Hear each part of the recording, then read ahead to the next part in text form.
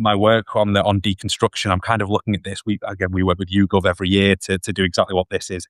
It's not graduates, it's the public at large. But this doesn't feel that in line with our data. And I'm not saying ours is right and theirs is wrong, but interesting to kind of understand where this moves. When it gets into the kinds of careers that these graduates would look for, we're talking trade roles principally, aren't we? We're talking plastering, we're talking sort of painting and decorating. We're not talking high-vis contracting stuff that you and I spoke about previously. We're certainly not talking about back office construction roles, as it were. That brings it into focus a little bit. The problem we have in construction is that construction's seen as a trade business, as a dirty hands business, and that really gets mixed up in terms of if you put the hard graft in and you want to be a brickie, electrician or a plumber, that can lead to running your own business. The path really to being your own boss is a lot quicker than a lot of career paths that you could go in. Peter, happy 4-day week. How was your Easter weekend? Yeah, happy 4-day week. As we spoke about in our fictional green room, I ate a lot of chocolate, which I am delighted and disappointed about in equal measures. So yeah, it was pretty good.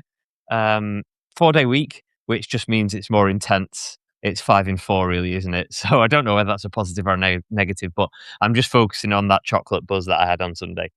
No, good. Well, yeah, and steady on and look out for the crash. I believe that'll be the next thing that happens. No, I'm with you. It's a bit of a false economy, isn't it, with the bank holiday thing, trying to get as much done as you would otherwise, and still half term where we are as well. I've got another week of that to navigate. So a 4-day week becomes a 3-day week pretty quickly.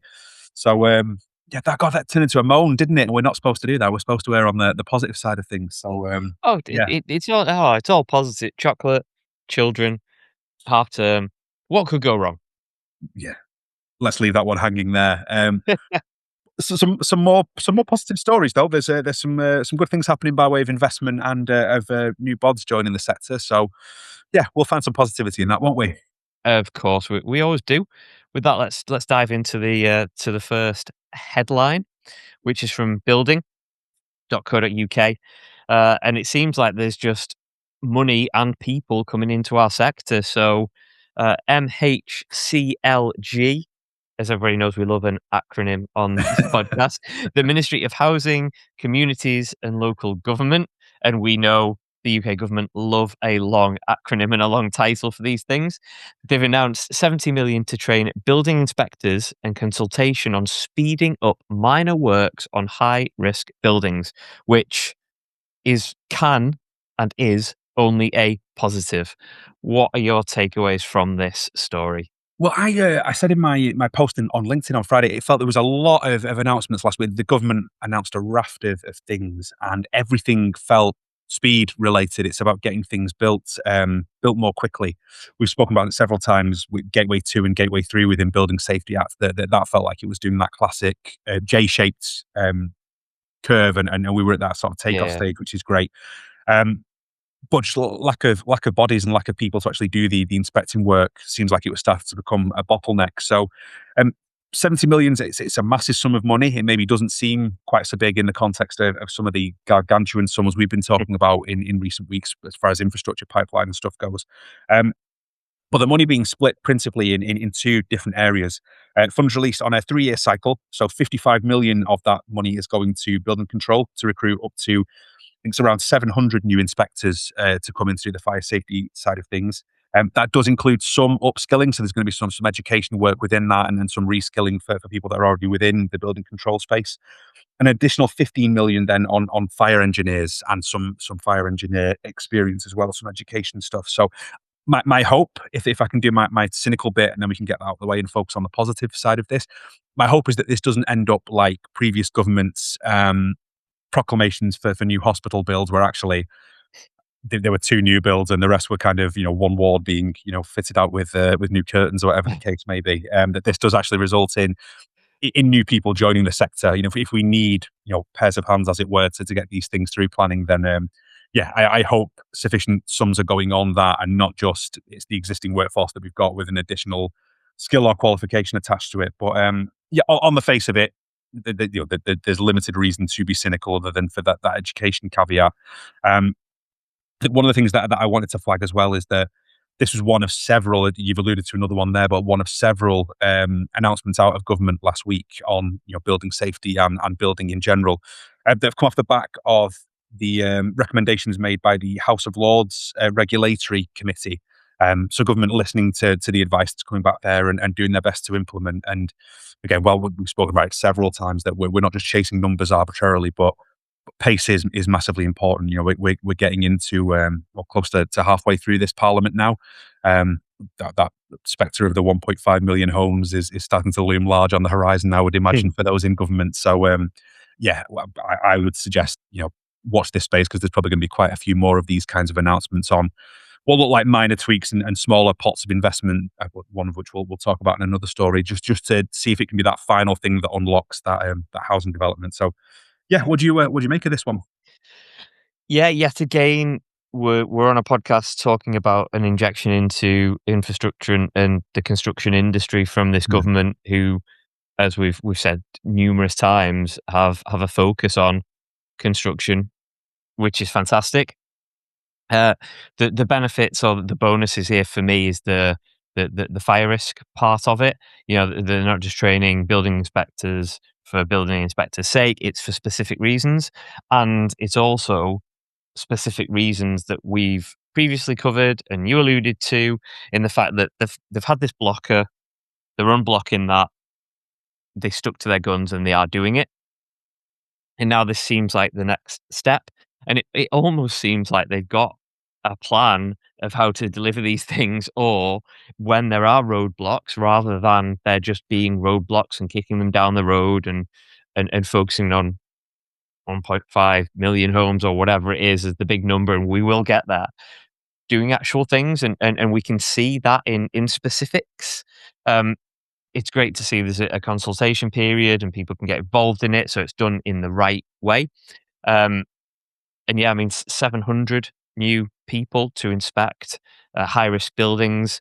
There was one additional positive, and it was a minor thing that was probably around about the middle of this piece, and it was all about streamlining minor works. And what they were saying was that there's a lot of minor elements in high risk buildings that can be easily rectified or highlighted and changed and made safe, that are really holding things up. And they want the focus to be on critical safety concerns rather than these minor elements, not to take away from those minor elements, but just to make sure that the focus is on getting these buildings ready and as robust as possible, which it's all positive. And like I said, yet another notch in this government's bedposts. Don't know the saying. Another notch for the government that says, right, okay, we've got a blocker. Let's unblock it and carry on, which is good. I thought you were going to go notch on the belt, but yeah, Yeah, that's the one. you've taken it in a seedier direction than I thought this story may end. That's what I'm here for. But I think it's a really, really good point that we've spoken about before, that these kind of false dichotomies that get set up between various things, that speed shouldn't mean safety becomes sacrificed. And there's a certain former reform shadow housing minister that could do with that, based on comments last week. And you'll be pleased to hear that we have avoided that story in this week's episode. But if there are minor works, that shouldn't hold up something that has the potential to do massive good for a community. If there's a housing development or high rise or something potentially high risk, but the payoff is that it will have all of these units for families to live in. We've spoken before about the genuine transformative power that nailing these numbers and nailing these developments could have on individuals, communities, and towns, and so on. You can't have that held up by small snagging works, can you? So the fact that there's a common sense approach to that, and that you don't have one small thing that then chokes a massive development, I think is huge. If you think of we spoke about the new towns on last week's podcast, and the scale of those developments, hundreds of thousands of properties across that. Imagine those things being held up by some small snagging works or some small detail work that just needs a bit of common sense applied to it. I think, there has to be a balance struck. And it feels like, to your point, this government they're not scared of setting something in stone and then leaving it, and we all have to live with the consequences. If there are bits to be tweaked, they're listening to the advice and trying to find some sort of common sense ways to fix it. So I only see good things coming from this. So Yes. so yeah, if you're in that world, then please get involved in the consultation. Please go and see what you need to do to get hold of these funds, and yeah, take advantage of the generosity while it's there, because yeah, it seems like a really important thing. Yeah. Yeah, absolutely, for sure. And another important thing and a beautiful segue is getting to and from new developments that are on the way but are being stalled. And yeah, again, another injection of cash, 165 million earmarked for roads to unlock stalled housing sites. And this is from Construction Inquirer. A small piece, but a massively important piece nonetheless, with the basic premise being that these new housing developments, of which we're going to need because we need more housing, they need some kind of infrastructure around them so people can get to and from and make them actually accessible so people can live in them. Um, Ryan, is that just a no-brainer, or is there something going on here? No, it's a no-brainer. I'm going to use that holistic word again, but it's one of those things that we've spoken about, this idea of community and placemaking in several recent episodes, that thematically it all ties together. There's so many developments. I'm doing some reading around this because I was looking at it and thinking, is this big an issue? But yeah, a lot of it goes back to NIMBYism, to sort of local authority planning and so on. That we want these housing numbers, and we want the economy to move, and we understand that construction's a key part of that. Just not where I live, because it's going to block this A road and it's going to block this, and we don't have the infrastructure around it. And if I sound like I'm being flippant, I don't mean to be. Like, I've read some absolute horror stories of development being greenlit and pushed through without that consideration for community impact and everything else. So I appreciate that that's real. But yeah, this again, 165 million is I would like it. If anyone has that kind of money to throw around, then there's a willing recipient over here. But again, in the context of the hundreds of billions that we've been talking about elsewhere, it doesn't seem that much. But if this 165 million is the key to unlocking several housing developments, you've all the materials required there, the consultancy required there, the labour required. It does so much in the short term as these things are being built, for not just for our supply chain, but for the economies that those people are active within. And then again, back to the previous story, the human good that it does once these things are built and families get to live in these things, it is truly transformative. And yeah, for the sake of supporting some local infrastructure, it's yeah, another one of those no-brainer things. So we should say that the funds are focused on developments that are near to or on A roads and motorways. So again, I can think of my commute and my neck of the woods. There are several that would fall into that category and not accidental. So again, good that these things are being considered in the round. It's not just housing, it's not just infrastructure. It's part of a one cohesive thing. As a slight side note, I will say there's a new press release I saw from the ICE this morning, the Institution of Civil Engineers, saying that's true on a local level, but there is a lack of cohesion on a national level as to how all of this big infrastructure knits together. So maybe one for us to look at next week. But at the very least, at a local level, as I say, it's good that these things are being considered in the round. Yeah, as you rightly said at the start of this, it's all about existing development. So this isn't things that are heading into planning. Hopefully that's caught at that stage and considered. These are things where sites have kind of started and they've been mothballed, or at the very least, they've been very, very slow to move while these things sort of are considered. So yeah, developments that have a lack of infrastructure and therefore have been sat idle. This is exactly what that's determined, been set aside for. And the window for application is open now. So anyone listening to this from a local authority or that has a remit that crosses over into local authority planning, get on with this sooner rather than later, because I don't know how long this fund lasts for, whether it is first come, first serve, or whether it's earmarked against specific areas. I would say don't hedge your bets on it. If you have a reason to get access to these funds, then I would move now on that. But yeah, I think it's a really, really smart thing. Yeah, interesting what you were saying about Rick's there, because this is local authorities have to register for eligible developments for this over the coming weeks, and then there's going to be a rolling program of funds, and that'll be published by the end of this financial year, I think 2026-27. So we've got a little way to go, but like you said, don't don't dilly-dally on your applications there. If any local authorities are listening, get them in. Just want to end as we started the first story with another acronym, if you don't mind. This is even this is a beauty, even better than the first one. So all of this is under the Growth and Housing Accelerator Fund under Road Investment Strategy 3, coming to cinemas soon, which is Yeah. RIS 3. Yeah. And if you thought 2 was good, wait until you read 3, because 3 is blockbuster.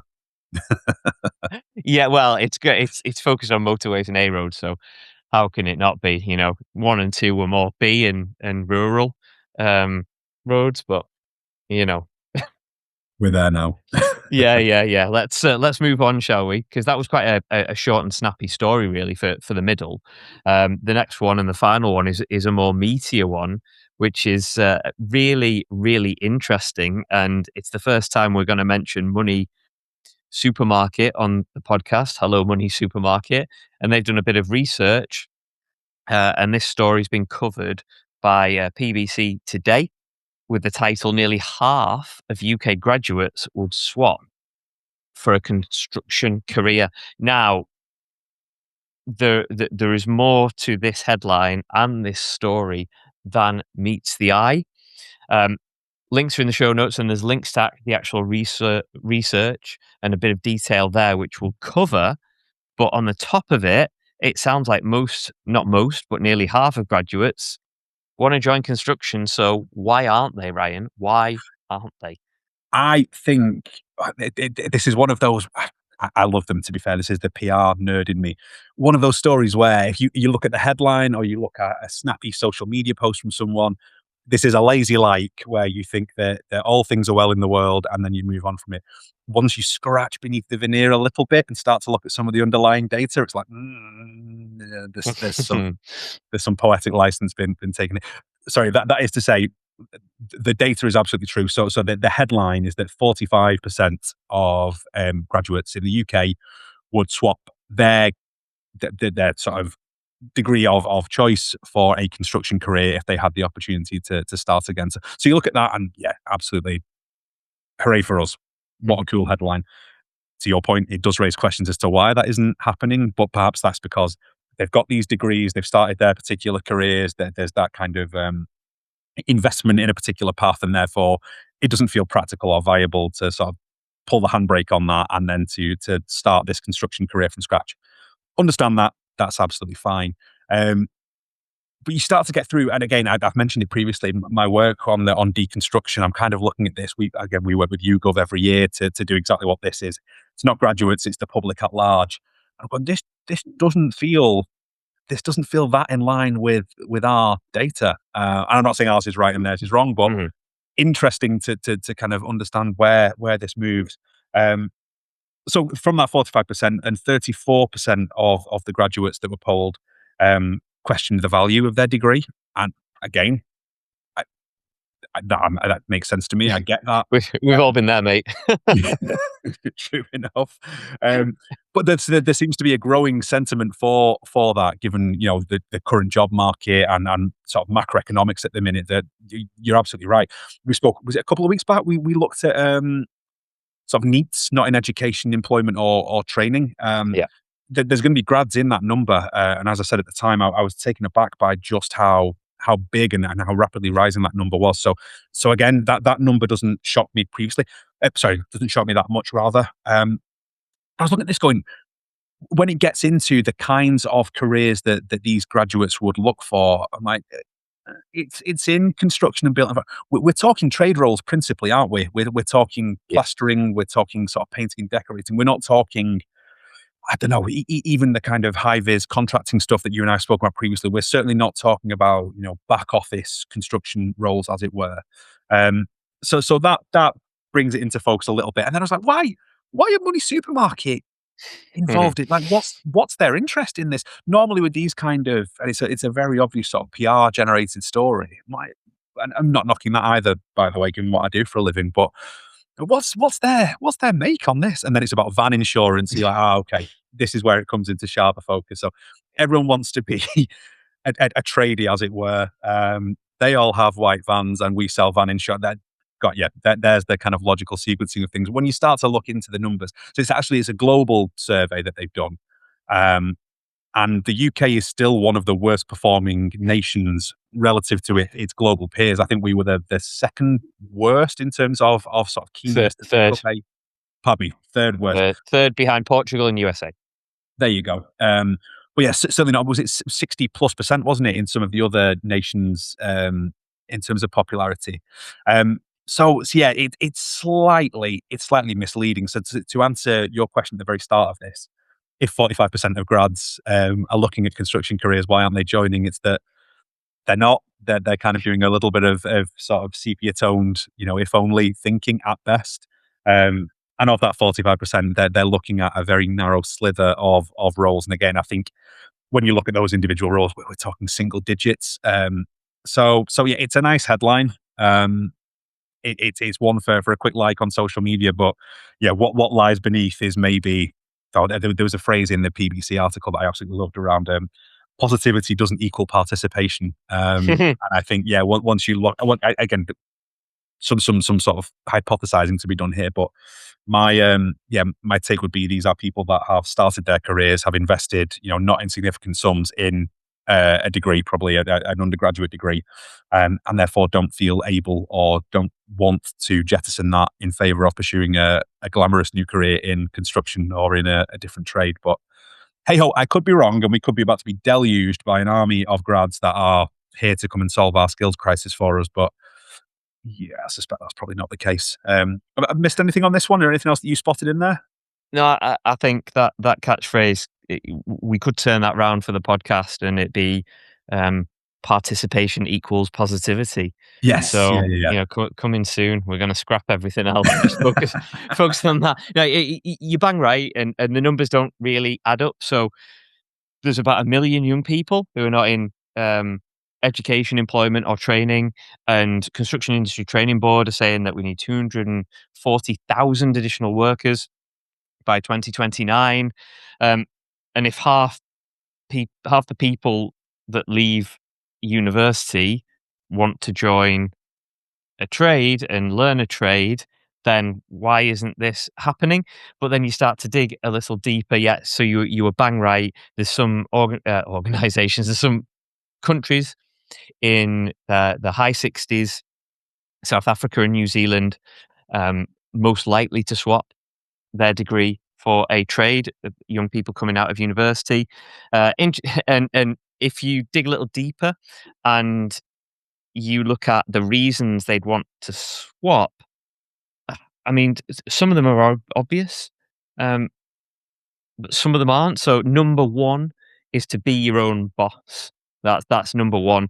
And going way, way back when, I'm talking years, um, and I think the problem we have in construction is that we go around in this cycle of construction seen as a trade business, as a dirty hands business, as a on boots on the ground, muddy, bricklaying, cold weather, all that kind of stuff.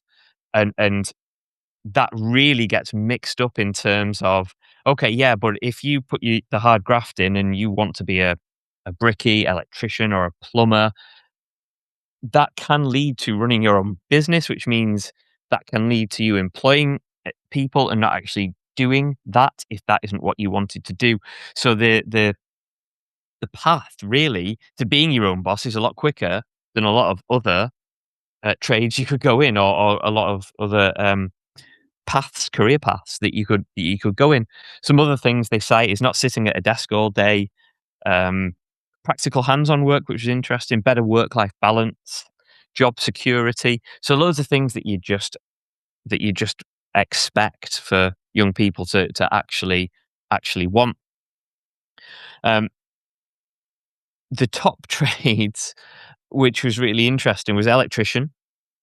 And the second one was painter and decorator, which I thought was quite interesting. I thought that wouldn't be up there. Don't know why, but I just didn't think it would be. But yeah, there's the main headline, and then there's bits underneath this, which it takes some reading, and I thought exactly the same as you. I was like, why have they done this? Yeah, And then right at the top in the first line with a link is van insurance. yeah, So yeah, it's taken with some cynicism, but it's still asking the right questions. And the final thing I will say on this is you just got to be a little bit careful with what you read and mhm, how you read it, but also how you are questioning people. And it goes back to what Rory Sutherland always says about pet insurance. If you go to most pet owners and say, "Do you have pet insurance?" They will probably give you an honest answer and either say yes or no, and most will probably say no. I'm guessing, I don't know, hypothetical. But if you reframe it and say, "Do you care enough about your pet to have pet insurance?" I reckon most people will go, "Yes, of course I do." So you've got to be massively careful about how you frame these questions. yeah, completely agree. And again, obviously, we've not been privy to the. Sorry, let me roll back a little bit and say that within there's a full press release and a full elongated article on the Money Supermarket website within their press office section where they do cite their sources and various other bits. So that isn't to say this hasn't been, we're not suggesting anything unethical or they haven't properly researched these things, but I think the way that the stats have been framed probably is a little selective, maybe. Um, and yeah, no, I'm with you. Someone on any given day, someone could ask you, in theory, if you could, click your fingers and start again, would you be interested in career X or Y? And the answer may be, yeah, no, I'd consider it, but practically, I'm not in a position now to start my career again on this particular path. And I think that's what my gut is saying on this one. Mm, And yeah, I think that there is probably a subtle disconnect. We've spoken about it before that construction's it's probably we keep calling it a sector. I keep calling it a sector. It's probably slightly unfair. It's probably more like 40 discrete sectors that all get lumped under this one umbrella. Because yeah, again, I think that there's been some tricksy wordplay in some of these trade careers being then sort of mothballed into construction careers. Because again, some of the CITB stats and we've looked at what lies beneath those and the kinds of roles it's not necessarily the same thing. That's not to say we don't need electricians, we don't need painters and decorators. Of course, we do. And again, I know people within those the trade bodies for those particular parts of the mm, supply chain that will tell you, we absolutely do need people to acquire those skills as well. But yeah, there's probably several different parts going on there, and it is maybe a little bit misleading to say that. Yeah, good news, mm, we've solved it. However, let me end on a positive by saying, from a marketing point of view, I think it's no bad thing that the sector is being thought of in better terms, even by people that can't or wouldn't necessarily ever want to work in the sector.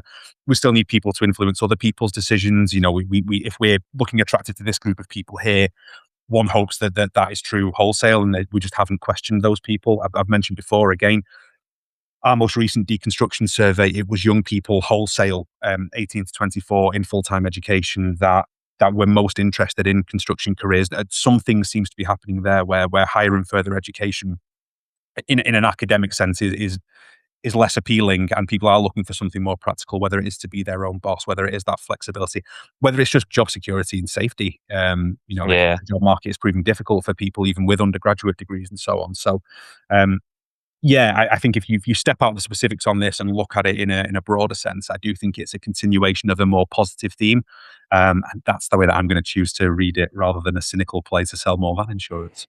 Yeah. Yeah, I mean, there are other places you can get van insurance. My advice on that is shop around. Well, Just listen, and well done to their press office for getting 10 minutes out of us on this podcast, as well as all the other headlines they've generated, because it's worked. It's worked. yeah, You've absolutely, yeah, you've earned your corn this week, chaps. yeah, yeah. Fair play. Let's finish on our takeaways. I'm gonna. I've already said my takeaway. If you're looking for van insurance, shop around. So I better pick another one. And I think that takeaway is there's a lot of investment going into the industry. So let's use it. Let's jump on it and use it wisely for those parts of our industry that there is that investment. Grab it, take it, use it, and let's keep things moving because there's a lot of it and it needs to be used because we need all we can get. I think you're spot on. So my takeaway, I'm going to defend us kind of a little bit in saying that it's not negative or cynical to get beneath the facts and want to understand sort of the context in which the data being presented to you exists within. So, to be clear, before anyone has a go, it's not us being curmudgeonly or difficult or negative. We just want to understand if these figures look really, really good. What is the context of them? So, yeah, I think that's a fair bit of advice for people as well. Is don't just take things on face value. Do a little bit of digging. Treat it with a degree of cynicism, a healthy bit of cynicism, because there's normally some good news there for you to find. It's just handy to understand the context of that good news. So, yeah, that's fair enough, isn't it? I think it's spot on. And with that, people can join us next week for some more fact finding, digging, zero cynicism, zero negativity, all positive, no froth, all coffee talking.